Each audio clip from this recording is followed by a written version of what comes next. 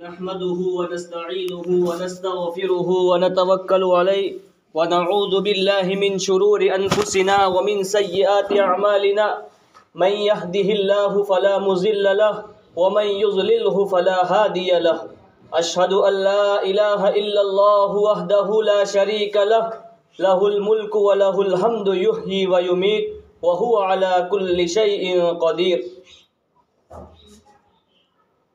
اعوذ باللہ من الشیطان الرجیم بسم اللہ الرحمن الرحیم من عمل صالحا من ذکر او انثى وهو مؤمن فلنحيينه حياة طیبة.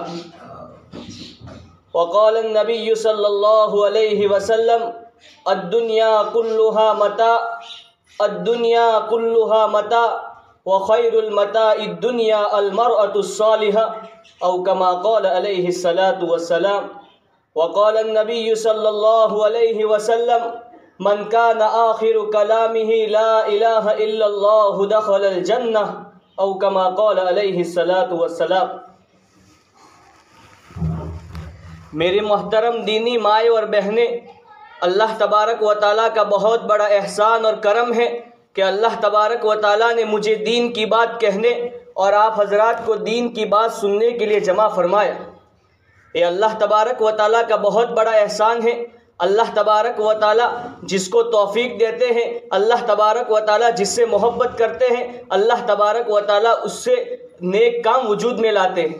اللہ تبارک و تعالیٰ اس کو دین کی بات سننے کی اور دین کی بات کہنے کی توفیق عطا فرماتے ہیں. یہ اللہ تبارک و تعالیٰ کی محبت کی علامت ہے.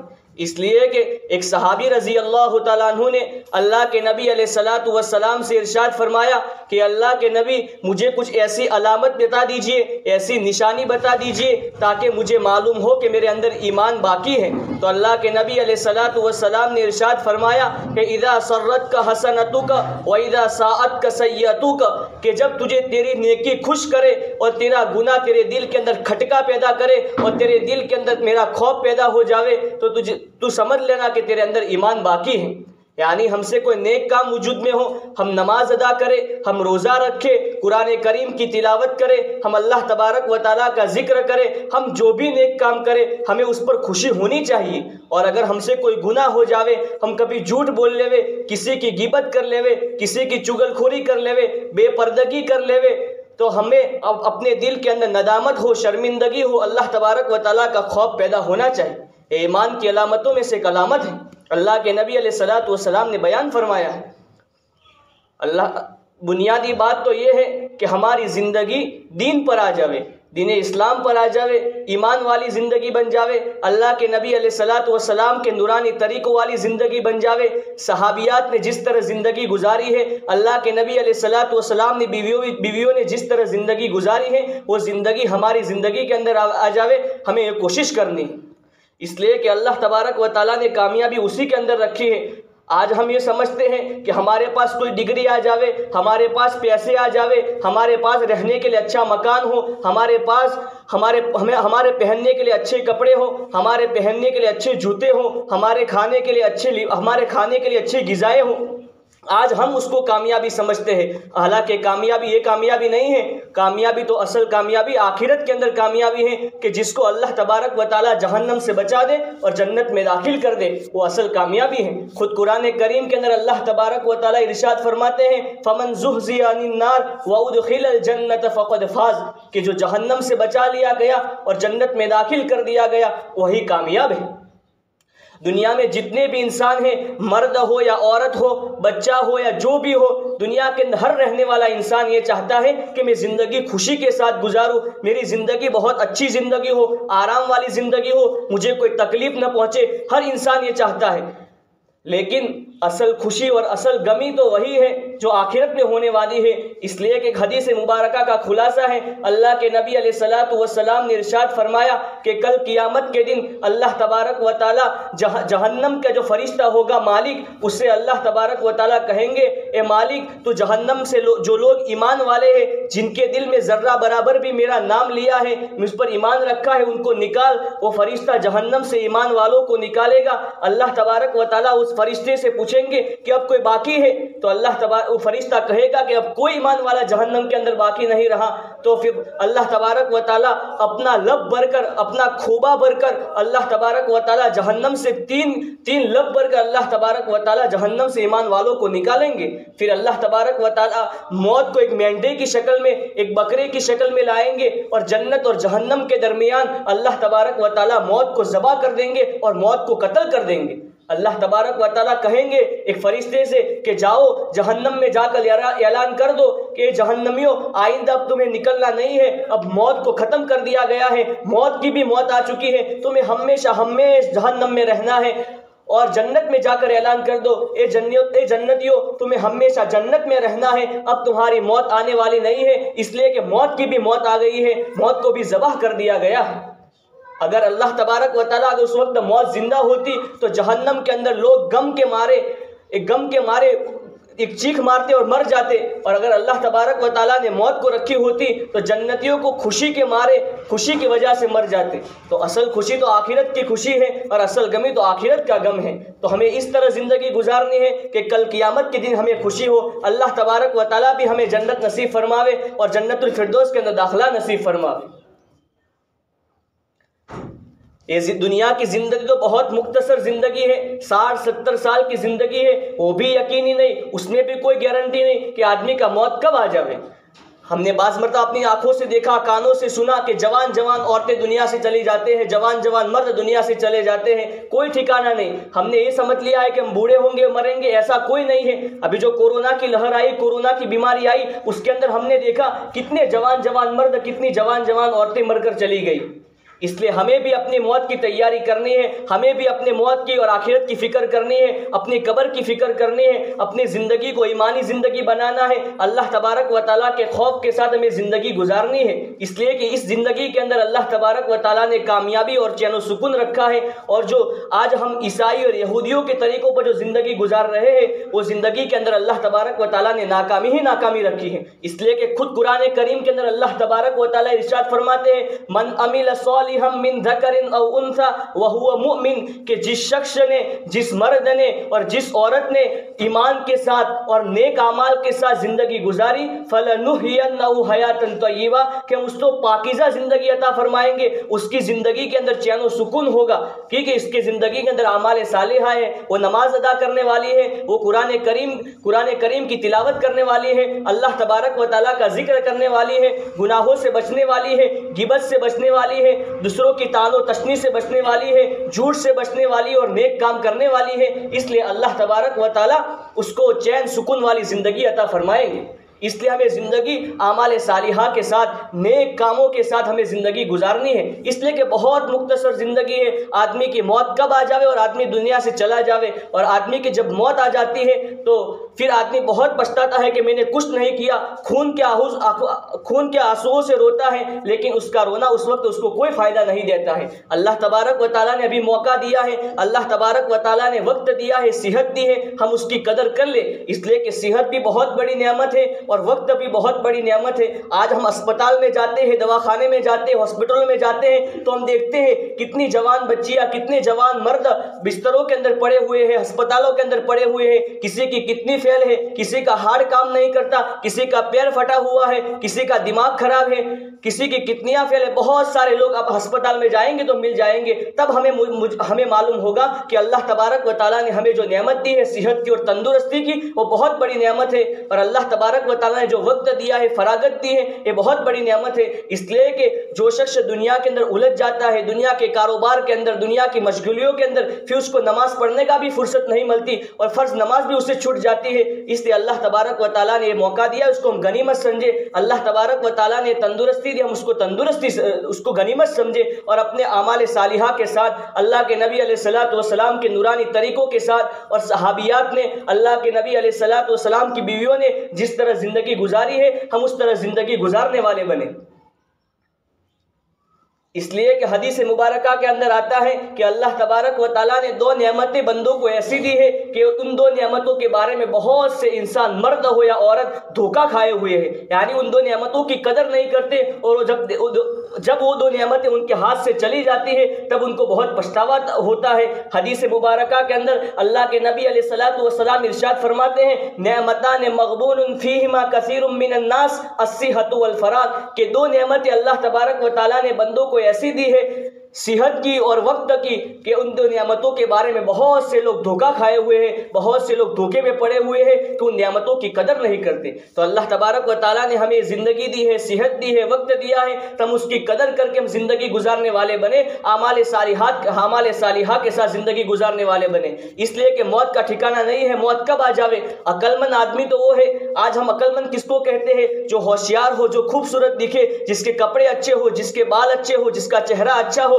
جو دکھنے میں اچھا دکھتا ہو، جو جوان ہو، اس کو عقل مند کہتے ہیں۔ حالانکہ ایسا نہیں ہے، عقل مند تو اللہ کے نبی علیہ الصلوۃ والسلام نے ارشاد فرمایا الکیس، عقل مند دانا اور ہوشیار وہ شخص ہے، الکیس من دان نفس وعمل لما بعد الموت، کہ ہوشیار شخص، چالاک شخص تو وہ ہے جو اپنے نفس کا محاسبہ کرے، کہ یعنی وہ دل کے اندر سوچے کہ میں کیسی زندگی گزار رہا ہوں، میں اللہ تبارک و تعالیٰ کے احکام کے مطابق زندگی گزار رہا ہوں کہ نہیں گزار رہا ہوں، اللہ کے نبی علیہ الصلوۃ والسلام کے نورانی طریقوں کے مطابق میری زندگی گزر رہی ہے کہ نہیں گزر رہی ہے، اپنے نفس کا محاسبہ کرے، اور مرنے کے بعد آنے والی جو زندگی ہے اس کے اعمال کے اندر لگ جاوے، اس کو اللہ کے نبی علیہ الصلوۃ والسلام نے چالاک کہا۔ اس لیے ہمیں مرنے کے بعد جو زندگی آنے والی ہے اور موت کے بعد جو زندگی آنے والی ہے، ہم اس زندگی کو صحیح کرنا ہے اور ہمیں اعمال صالحہ کے ساتھ ہمیں زندگی گزارنی ہے۔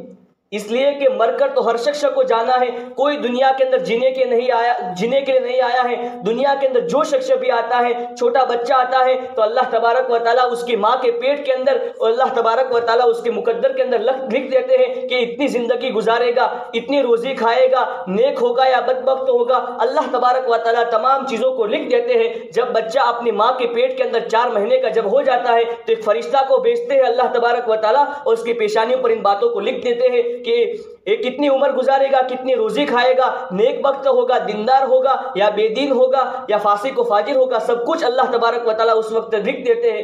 اس لیے ہمیں اس زندگی کی قدر کرنی ہے، اور مرنے کے بعد جو زندگی آنے والی ہے اس کے لیے ہمیں اعمال صالحہ کرنے ہیں۔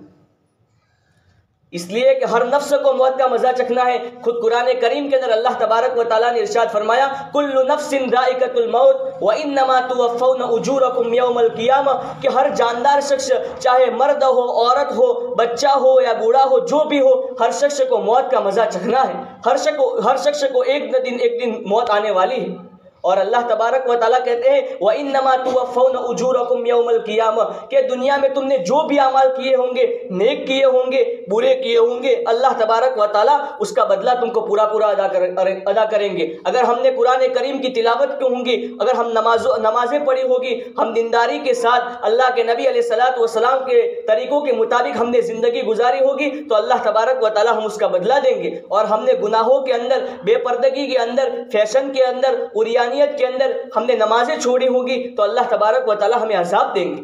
اس لیے ہمیں اعمال صالحہ کے ساتھ جانا ہے، اس لیے کہ یہ زندگی تو بہت مختصر زندگی ہے۔ آدمی بچپن ہوتا ہے، پھر جوان ہو جاتا ہے، پھر بوڑھاپا آتا ہے، آدمی مر کر بھی چلا جاتا ہے۔ بہت مختصر زندگی دی اللہ تبارک و تعالیٰ نے، اس کی ہمیں قدر کرنی۔ اب اللہ تبارک و تعالیٰ نے ہمیں ایمان تو دے دیا، اب ایمان کو بچانا، ایمان کا مل جانا، اے اللہ ایمان کا مل جانا یہ تو بہت بڑی فخر کی بات ہے، لیکن ایمان کو بچا کر لے جانا، موت کی بارڈر تک ایمان کو بچا کر لے جانا ایک بہت مشکل اور فکر کی بات ہے۔ صحابہ کرام اور صحابیات، اللہ کے نبی علیہ الصلوۃ والسلام کی گھر والیاں کتنے ایمان کے بارے میں متفکر تھی، کہ ہر وقت ایمان کے بارے میں متفکر تھی۔ اللہ کے نبی علیہ الصلوۃ والسلام کی زندگی ان کے سامنے تھی، اللہ کے نبی علیہ الصلوۃ والسلام جو حکم دیتے تھے اس حکم پر چلنے والی تھی۔ ایک عورت کا قصہ آتا ہے کہ اللہ کے نبی علیہ الصلوۃ والسلام کے زمانے کے اندر عورتیں بھی نماز پڑھنے کے لیے مسجد کے اندر آیا کرتی تھی، تو پردہ کا حکم رات کو نازل ہوا۔ ایک عورت فجر کی نماز پڑھنے کے لیے آئی تو دیکھا کہ سب عورتیں پردے کے اندر ہیں، برقعے کے اندر ہیں۔ اس عورت کو معلوم نہیں کہ پردے کا حکم نازل ہوا ہے، اللہ تبارک و تعالیٰ نے عورتوں کو پردہ کرنے کا کہا ہے۔ اس عورت کو معلوم نہیں تھا، اس لیے کہ رات کے اندر پردے کا حکم آیا تھا۔ قرآن کریم کے اندر اللہ تبارک و تعالیٰ نے پردے کا حکم اور آیت رات کو اتاری تھی، تو اس عورت کو معلوم نہیں تھا۔ بعض عورتوں کو معلوم ہو گیا ہوگا، تو عورتیں فجر کی نماز پڑھنے کے لیے آئی تو پردے کے اندر آئی، برقعے کے اندر آئی۔ وہ عورت پردے کے اندر نہیں آئی، جب وہ مسجد کے اندر آئی تو بہت شرم آنے آنے لگی اور شرم کے اندر بہت شرم آنے لگی اس کو. وہ گھر نہیں گئی. ایک عورت کو ایک بچے کو اپنے گھر بھیجا اور کہا کہ میرے گھر پر جا اور ایک چادر لے کر آ. وہ بچہ گھر پر اس عورت کے گھر پر گیا اور چادر لے کر آیا, اور جب چادر لے کے اس عورت کے پاس آیا تو اس نے چادر اوڑھی اور پھر گھر گئی. جب گھر گئی تو اس کے خاوند نے کہا کہ اتنے تکلف تو نے کیا کیا, تو گھر آ جاتی اور یہاں سے پردہ شروع کر دیتی تو کوئی حرج نہیں تھا. لیکن کہا کہ اللہ کے نبی علیہ الصلوۃ والسلام نے حکم فرمایا ہو, اللہ تبارک و تعالیٰ نے قرآن کریم کے اندر آیت نازل کی ہو کہ عورتوں کو پردہ کرنا ہے آج سے, اور میں پردہ نہ کروں, ایسا نہیں ہو سکتا. عورتوں کے اندر یہ جذبہ تھا کہ اللہ کے نبی علیہ الصلوۃ والسلام کے منہ سے ایک بات سنتے تھے اور وہ پردہ کرنے والی بن جاتی تھی. اس لیے ہمیں بھی اہتمام کرنا ہے کہ ہم بھی پردہ کے ساتھ اور ایک پردگی کے ساتھ زندگی گزارنا ہے, کہ ہم جب گھر سے باہر نکلے تو مکمل پردے کے ساتھ نکلے. اس لیے کہ جب عورت گھر سے نکلتی ہے تو شیطان اس کے ساتھ لگ جاتا ہے اور اس کو بہکاتا ہے, حدیث کے اندر آتا ہے. اس لیے ہم پردے کے ساتھ نکلیں اور نیک اور دیندار بن کر زندگی گزارنے کی ہم کوشش کریں. اور سب سے اہم چیز اگر اسلام کے اندر, ایمان کے اندر ہے تو نماز ہے, کہ نماز بہت اہم ہے. ہم نماز کا بھی اہتمام کریں, نماز کے وقتوں کا اہتمام کریں, کہ جیسے ہی ظہر کی نماز کا وقت ہو ہم ظہر کی نماز فوراً ادا کرنے والے بن جاوے. اگر 4-5 عورتیں جمع ہو کر بیٹھی ہے تو ہم باتیں بند کر دے نماز ادا کریں, اس لیے کہ نماز بہت اہم فریضہ ہے. اللہ کے نبی علیہ الصلوۃ والسلام نے ارشاد فرمایا جعلت قرۃ عینی فی الصلاۃ, کہ نماز میری آنکھوں کی ٹھنڈک ہے. اللہ کے نبی علیہ الصلوۃ والسلام پوری رات نماز پڑھا کرتے تھے, حالانکہ اللہ کے نبی علیہ الصلوۃ والسلام معصوم تھے, گنہگار نہیں تھے. اللہ کے نبی علیہ الصلوۃ والسلام پوری رات نمازیں پڑھا کرتے تھے. صحابیات اللہ کے نبی علیہ الصلوۃ والسلام کی گھر والی حضرت زینب رضی اللہ تعالیٰ عنہ کے بارے میں آتا ہے کہ پوری رات نماز پڑھا کرتی تھی اور دین کے اندر روزہ رکھا کرتی تھی. عورتوں کے اندر نیک اعمال کرنے کا جذبہ تھا. آج ہمارے اندر نیک اعمال کرنے کا جذبہ نہیں رہا. آج ہمارے اندر دنیا کی چیزوں کا جذبہ آ گیا ہے. آج ہمارے اندر نئے کپڑے پہننے کے, نئی چیزیں استعمال کرنے کا آج ہمارے اندر شوق پیدا ہو گیا ہے. اس لیے کہ موت کا ڈر نہیں ہے, آخرت کا فکر نہیں ہے, مرنے کے بعد جو زندگی آنے والا ہے اس کا ہمیں یقین نہیں ہے. حالانکہ وہ زندگی آنے والی ہے, ہمیں قبر کے اندر جانا ہے اور وہاں فرشتے آنے والے ہم سے سوال کیے جائیں گے, ہمیں پھر اٹھایا جائے گا. اللہ تبارک و تعالیٰ کے ساتھ ہمیں حساب دینا ہے اور ہمیں پوری زندگی کا حساب دینا ہے. اللہ تبارک و تعالیٰ ہماری جوانی کا حساب لیں گے. اللہ تبارک و تعالیٰ پوچھیں گے کہ مجھے تو جوانی دی تھی, تندرستی دی تھی, تو نے اس تندرستی کو کہاں کھپایا اور کہاں استعمال کیا. اس لیے محترم دینی مائیں اور بہنیں, ہمیں اپنی زندگی کو اعمال صالحہ کے ساتھ اور دینداری کے ساتھ ہمیں زندگی گزارنی ہے, اور ہماری زندگیوں کے اندر نمازیں کیسے آ جاوے ہمیں کوشش کرنی ہے. اس لیے کہ فضائل اعمال کے اندر ایک واقعہ لکھا ہوا ہے کہ ایک شخص کہ اس کی بہن کا انتقال ہو گیا, وہ اپنے بہن کو دفن کرنے کے لیے قبرستان جاتا ہے اور وہاں جا کر اپنے بہن کو جب دفن کرنے کے لیے قبر کے اندر اترتا ہے اور قبر کے اندر اپنے بہن کو اتارنے کے لیے وہ اپنے بہن کو اٹھاتا ہے اور قبر کے اندر رکھتا ہے, تو اس کے جیب میں سے کچھ قیمتی کاغذات اس کے بہن کی قبر کے اندر گر جاتے ہیں. وہ شخص قبر کے اندر سے وہ کاغذ لینا بھول جاتا ہے, پھر گھر آ جاتا ہے, پھر سوچتا ہے کہ میرے وہ کاغذ میری بہن کے قبر کے اندر گر گئے ہیں اور بہت قیمتی کاغذ تھے کہ اس کے بغیر چلے ایسا نہیں تھا. اس لیے اس نے سوچا کہ رات کو میں اکیلا جاؤں گا اور میری بہن کی قبر کو کھودوں گا, پھر میری بہن کی قبر کھود کے وہ کاغذ لے لوں گا. کچھ زیادہ دن نہیں ہوا تھا کہ وہ کاغذ سڑ جائے گا, 4-5 گھنٹے ہوئے تھے. اس لیے اس نے سوچا اور رات کو گیا, اپنی بہن کی قبر کو دیکھا تو اچانک اس قبر کے اندر آگ سلگنے لگی اور آگ سے قبر بھری ہوئی تھی. وہ گھر کے اندر آیا, ڈرتا واپس آیا. اس نے کاغذ بھی نہیں لیا, کاغذ بھی چھوڑ دیا اور مٹی ڈال دی, اور گھر کے اندر آ کر پوچھا اپنی ماں سے کہ بہن کا ایسا عمل کیا تھا کہ میں نے ایک ایسا قبر کھودی اور میں اپنے کاغذ کو لینے کے لیے گیا تو قبر کے اندر آگ بھری ہوئی تھی. تو اس کی ماں نے کہا کہ جب نماز کا وقت آتا تھا تو نماز کے وقت کو ٹالتی تھی, وہ وقت پر نماز نہیں پڑھتی تھی, اس لیے اللہ تبارک و تعالیٰ نے عذاب اس کو دیا ہے. اس لیے ہمیں نماز کا اہتمام کرنا ہے. فضائل اعمال کے اندر یہ واقعہ لکھا ہوا ہے, سچا واقعہ ہے. اس لیے ہمیں نماز کا اہتمام کرنا ہے. ہم فجر کی نماز کو وقت کے ساتھ پڑھیں, ہم ظہر کی نماز کو اس کے وقت کے ساتھ پڑھیں. یہ نہیں کہ وقت باقی ہم بعد میں پڑھیں گے, ایسا نہیں کرنا ہے. ہمیں وقت کے ساتھ خشوع خضوع کے ساتھ ہم نماز پڑھنے والے بنیں گے تو اللہ تبارک و تعالیٰ ہمارے گھروں کے اندر چین سکون نازل کریں گے. ہماری روزی کے اندر اللہ تبارک و تعالیٰ برکت دیں گے. ہمارے چھوٹے بچے دیکھیں گے کہ میری بہن اور میری والدہ اس طرح پابندی کے ساتھ نماز پڑھتی ہے. جب چھوٹے بچے دیکھیں گے تو اس کے اندر بھی دینداری کے اثر آئیں گے, وہ بھی دیندار بنیں گے. اس لیے ایک عورت پر ذمہ داری ہے کہ اپنے بچوں کو دیندار بنائے. خالص عورت کی ذمہ داری گھر کے کھانا پکانے کی نہیں ہے، اپنے شوہر کے کپڑے دھونے کی نہیں ہے، اپنے شوہر کو کھانا کھلانے کی نہیں ہے، لیکن عورت کی سب سے بڑی ذمہ داری ہے تو اپنے بچوں کو دیندار بنانا ہے۔ اس لیے کہ عورتوں کا ماں کا گود بچے کے لیے سب سے پہلا بڑا مدرسہ ہوتا ہے، سب سے پہلا مدرسہ ماں کا گود ہوتا ہے۔ اس لیے کہ ماں جیسی ہوگی، ماں دیندار ہوگی، بچہ ایسا ہوگا، اس لیے کہ ماں کے اثرات بچے کے اندر ضرور آتے ہیں۔ ٹیپو سلطان کا ہم نے نام سنا ہوگا، جب وہ اپنی ماں کی پیٹ کے اندر تھے تو اس کی ماں ٹیپو سلطان رحمۃ اللہ علیہ کی ماں قرآن کریم کی بہت زیادہ تلاوت کرتی تھی، تو ان کے پیٹ کے اندر جو بچہ تھا ٹیپو سلطان تھے، جو پیدا ہوئے تو حافظ پیدا ہوئے۔ تو لوگوں نے پوچھا کہ حافظ کیوں پیدا ہوئے؟ کہ میں قرآن کریم کو بہت زیادہ تلاوت کیا کرتی تھی، اس کی اثر کی وجہ سے ٹیپو سلطان نیک اور دیندار اور حافظ پیدا ہوئے۔ اس لیے ہمیں زندگی کو دینداری کے ساتھ ہمیں زندگی گزارنی ہے، نیک اعمال کے ساتھ زندگی گزارنی ہے، تاکہ ہمارے اندر بھی دین آ جاوے اور ہمارے بچوں کے اندر بھی دین آ جاوے۔ اس لیے کہ حدیث کے اندر آتا ہے الا کلکم رائن وکلکم مسئول عن رعیتہ، کہ سنو، خبردار سنو کہ ہر شخص ذمہ دار ہے اور ہر ذمہ دار کو اپنے ماتحتوں کے بارے میں پوچھا جائے گا۔ ہماری بچوں کی ذمہ داری عورتوں پر ہے کہ ان کو دیندار بنائیں۔ کل قیامت کے دن مرنے کے بعد اللہ تبارک و تعالیٰ پوچھیں گے کہ تم نے اپنے بچوں کو کیا سکھایا، تم نے بچوں کو دین سکھایا کہ نہیں سکھایا۔ یہ ہماری ذمہ داری ہے کہ ہم ان کو دین سکھاویں اور ان کو دیندار بنائیں۔ اللہ تبارک و تعالیٰ نے ایمان دیا ہے تو ایمان کو بچانا بھی بہت مشکل ہے، اس لیے ہمیں ایمان کے پیچھے بہت محنت کرنی پڑے گی۔ اب ایمان کے پیچھے محنت کیا ہے کہ آدمی جب ایمان کے پیچھے محنت کرتا ہے، اس کے اندر لگا رہتا ہے، دوسروں کو کہتا رہتا ہے، تو اس کے اندر ایمان باقی رہتا ہے۔ اس لیے کہ آدمی جس بات کو جتنا بھی بولتا ہے، اذا تقرر الکلام تقرر فی القلب، آدمی بار بار کوئی چیز کو بولتا ہے تو آدمی کے دل کے اندر وہ چیز جم جاتی ہے۔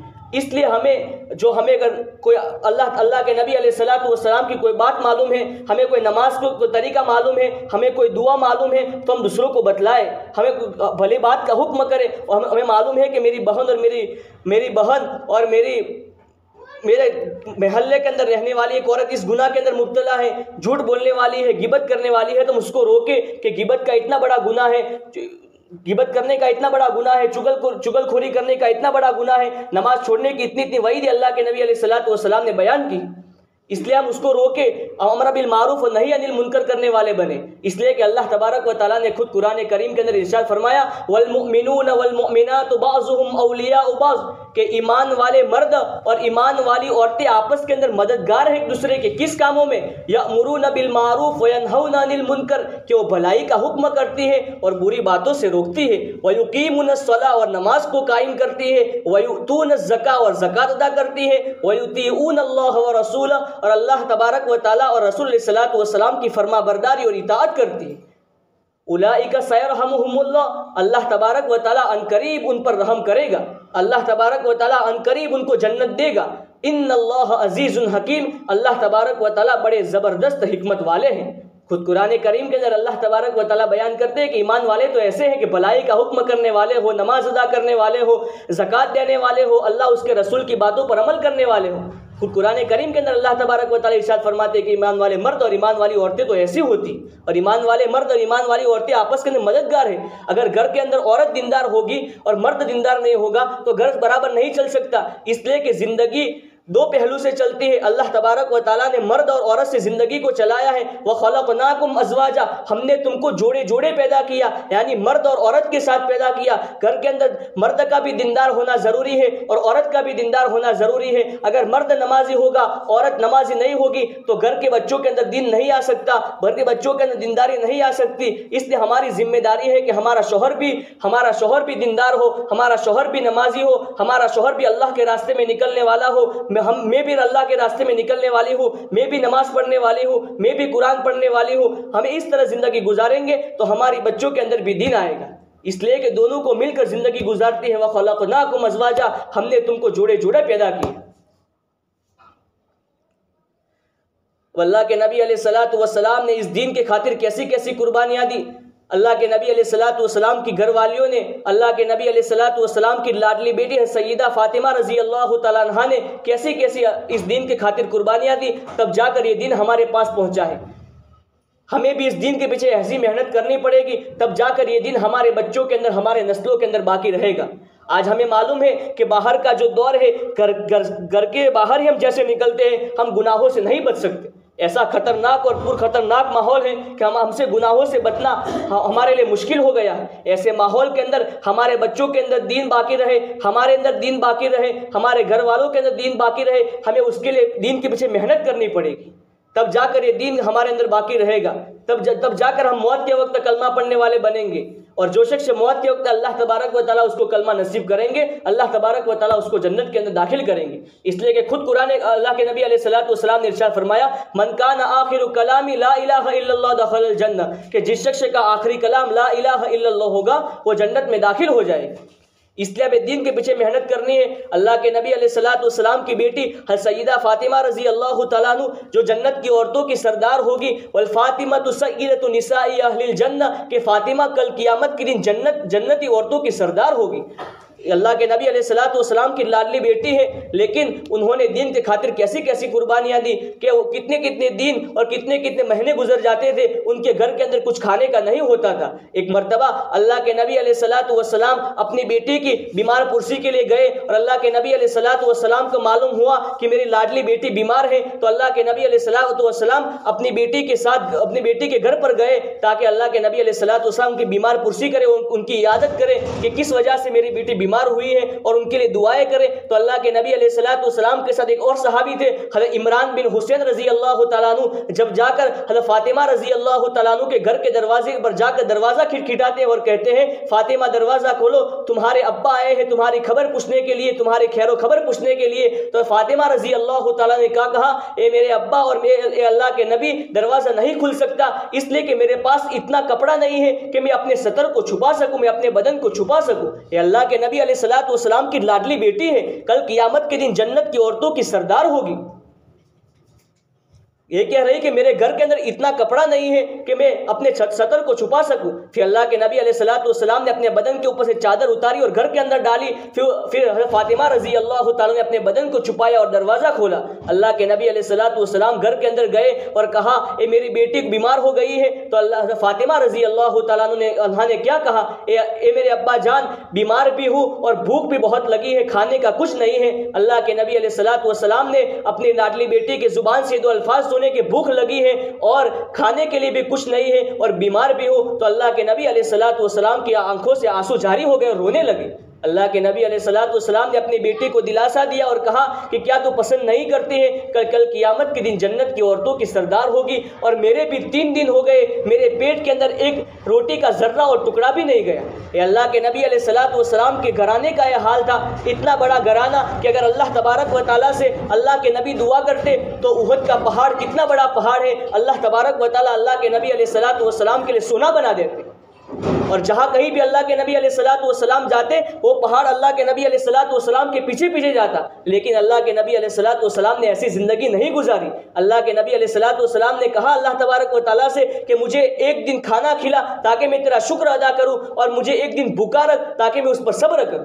اللہ کے نبی علیہ السلام نے اور اللہ کے نبی علیہ السلام کی بیٹیوں نے تو ایسی زندگی گزاری۔ آج تو ہمارے لیے بہت بڑی برکت ہے، اللہ تبارک و تعالیٰ کا احسان ہے کہ ہمارے لیے کھانا بھی ہے، ہمارے لیے پہننے کے کپڑے بھی، ہمارے رہنے کے لیے اچھا گھر ہے۔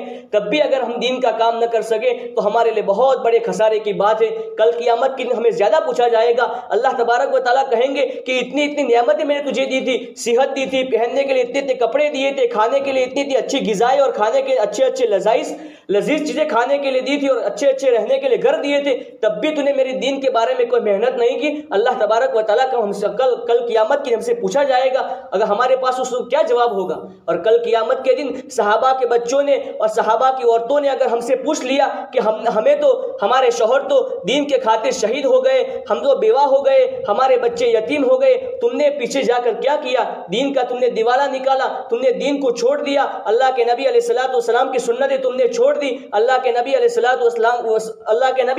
السلام کی بتائی ہوئی پیاری باری باتیں تم نے چھوڑ دی، تو ہم اس وقت صحابہ کو اور صحابہ کی عورتوں کو اور صحابہ کے بچوں کو کیا جواب دے سکیں گے؟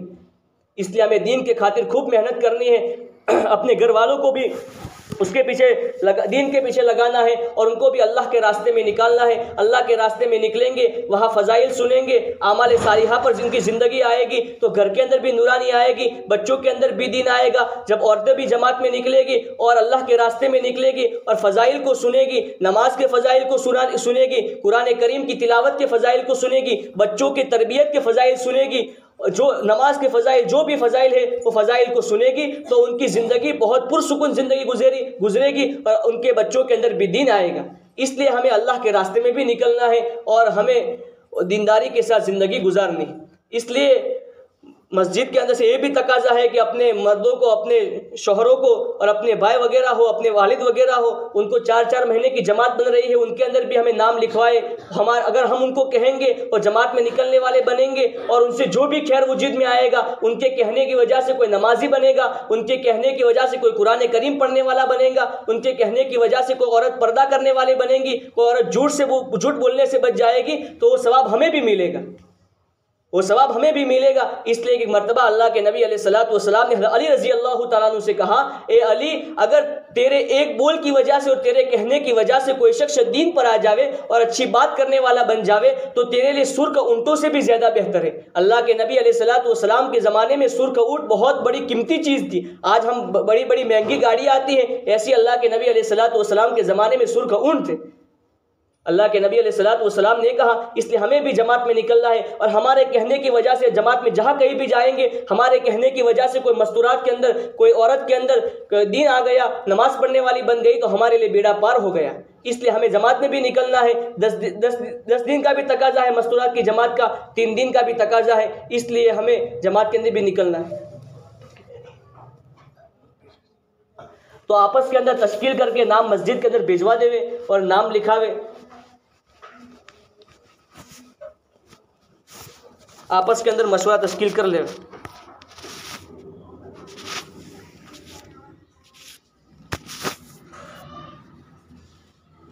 دعا کر لیتے۔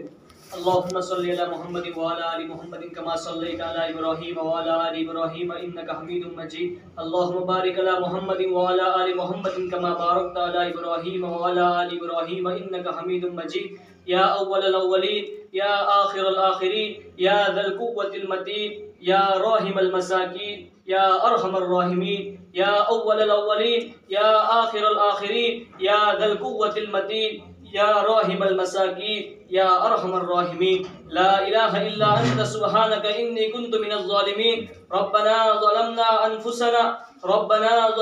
انفسنا وان لم تغفر لنا وترحمنا لنكونن من الخاسرین ربنا لا تزغ قلوبنا بعد اذ هديتنا وهب لنا من لدنك رحمة انك انت الوهاب ربنا آتنا في الدنيا حسنة وفي الآخرة حسنة وقنا عذاب النار ربنا لا تزغ قلوبنا بعد إذ هديتنا وهب لنا من لدنك رحمة اللهم إنا نسألك العفو والعافية في الدنيا والآخرة اللهم إنا نسألك العفو والعافية في الدنيا والآخرة رب ارحمهما كما ربياني صغيرا رب ارحمهما كما ربياني صغيرا لا إله إلا أنت سبحانك إني كنت من الظالمين اللهم من أحييته منا فأحيه على الإسلام اللهم من توفيته منا فتوفه على الإيمان ربنا آتنا في الدنيا حسنة وفي الآخرة حسنة وقنا عذاب النار اے مولا کریم ہم بے شک گنہگار ہیں، خطا کار ہیں، سیاہ کار ہیں، مولا کریم ہماری پچھلی زندگی کو معاف فرما اور جو زندگی باقی ہے اس زندگی کو اعمال صالحہ کے ساتھ اور نیک اعمال کے ساتھ ہمیں زندگی گزارنے کی توفیق عطا فرما۔ اے مولا کریم ہمارے جب موت کا وقت آوے تو ہمارے اوپر کسی کا قرضہ نہ ہو، ہم سے کوئی چیز ہمارے اوپر کسی کا قرضہ نہ ہو اور ہم ایمان کے حالت میں اور کلمے والی موت نصیب فرما۔ اے مولا کریم بہت مختصر زندگی ہے، ہماری بہت ساری زندگی گناہوں کے اندر گزر گئی، بہت ساری زندگی تیری نافرمانیوں کے اندر گزر گئی، مولا کریم معاف فرما، معافی کا قلم پھیر دے مولا۔ ہم بہت بڑے قصوروار ہیں، بہت بڑے قصوروار ہیں مولا کریم، لیکن تیرے بندے ہیں مولا کریم، ہمیں معاف فرما اور ہماری پچھلی زندگی کو معاف فرما اور جو زندگی باقی ہے وہ نیک اعمال کے ساتھ تیری فرما برداری کے ساتھ اور تیرے نبی علیہ الصلوۃ والسلام کے طریقوں کے مطابق زندگی گزارنے کی توفیق عطا فرما۔ اے مولا کریم معاف فرما، اے مولا کریم معاف فرما، ہماری زندگیوں کے اندر نمازیں پیدا فرما، ہماری زندگیوں کے اندر نمازوں کا شوق پیدا فرما، قرآن کریم کی تلاوت کا شوق پیدا فرما، اے اللہ تبارک و تعالیٰ تیرا ذکر کرنے کا ہمیں شوق پیدا فرما، اس لیے کہ زندگی تو یوں ہی گزر گئی، یہ زندگی تو دنیا کے پیچھے بہت گزر گئی، ہم نے دین کا کوئی کام نہیں کیا،